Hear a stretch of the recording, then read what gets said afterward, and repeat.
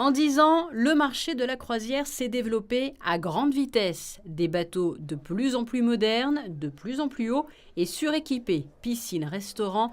Aujourd'hui, certains croisiéristes avouent même ne plus quitter le navire lors d'une escale. Ultra connectés, des compagnies proposent des bracelets afin d'être en lien direct depuis son smartphone avec tous les services du bateau. Il y a beaucoup de demandes de croisières et heureusement les croisières aussi répondent à toutes les nouvelles demandes parce qu'il y a de plus en plus de nouveaux itinéraires comme s'est développé l'Asie. La croisière aussi permet d'orienter la demande en fonction des différents problèmes géopolitiques ou problèmes climatiques, comme ça a été les Caraïbes, comme ça c'est le bassin méditerranéen, la fermeture de certains États.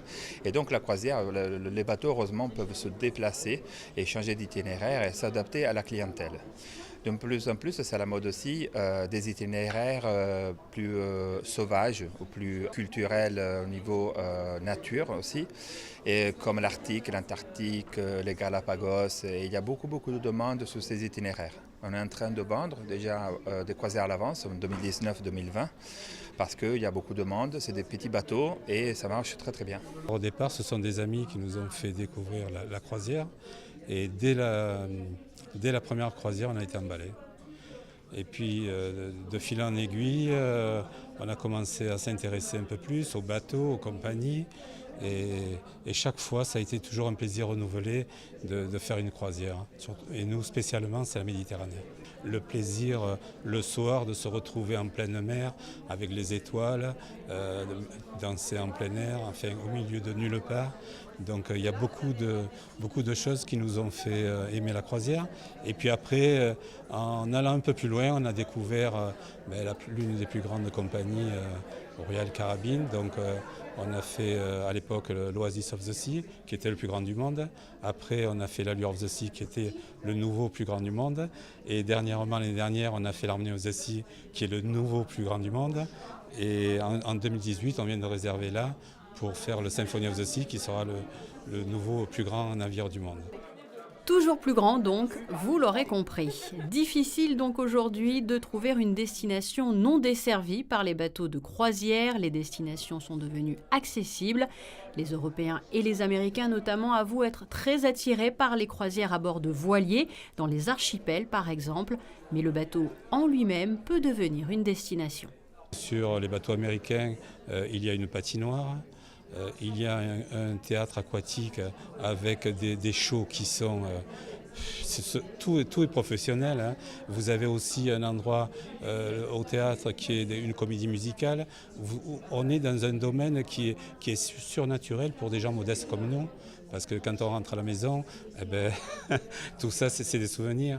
Donc on nous prend en soin, on s'occupe de rien au niveau des repas, des ménages, tout ça. Pour les épouses, pour tout le monde, c'est vraiment quelque chose on est déporté sur une autre planète.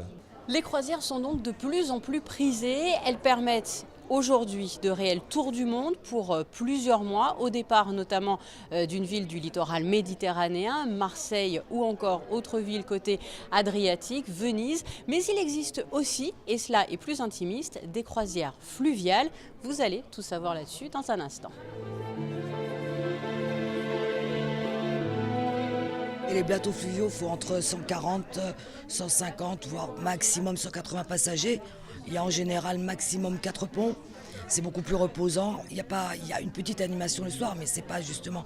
Le but de la croisière fluviale, c'est d'être au cœur des villes. De naviguer le long des côtes, d'arriver dans les villes, vraiment au cœur des villes.